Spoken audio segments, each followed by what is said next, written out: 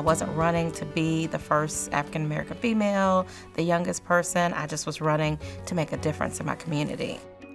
Tameika Isaac Devine ran for office for the first time when she was age 29. She was the first African American female and the youngest person on the Columbia City Council. And I won by less than 200 votes.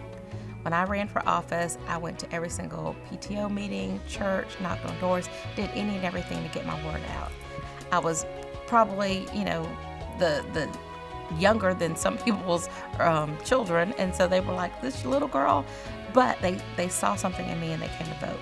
Those 200 people did not vote, I wouldn't be here today. 18 years later, I'm still here and I'm still making a difference.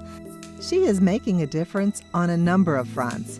She is founder of Possibilities Institute, a performance consulting and public speaking firm, and founding partner of the law firm Jabber and Isaac.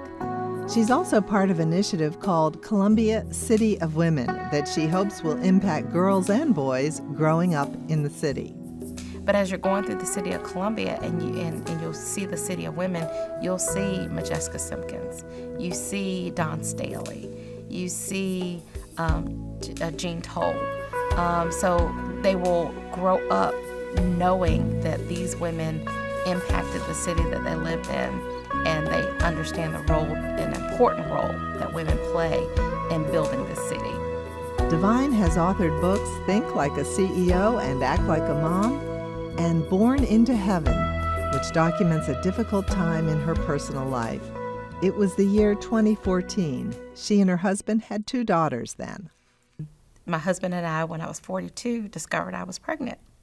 And after the initial shock of finding out I was pregnant at 42 and unplanned pregnancy, I was really, really excited and about welcoming this baby.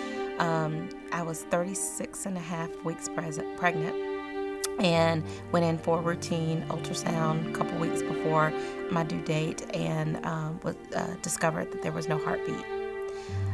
Had to go in for a C-section and found that our baby had a knot in his umbilical cord.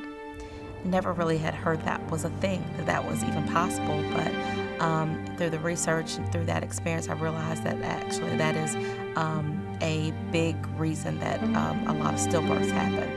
And so we say James Henry was born into heaven and that I'm a mommy of an angel. But I think the biggest thing it taught me is that no matter what, there are things that happen in our lives. And people always say, something that doesn't break you makes you stronger. Devine and her husband had another child when she was age 44, and she has continued to build on her public service work. She believes passionately in work-life balance and inspiring others. I want more women, especially younger women, to realize you can say, I want to be a great wife and mom. I want to be a great career person or entrepreneur. Let me figure out how do I get it done.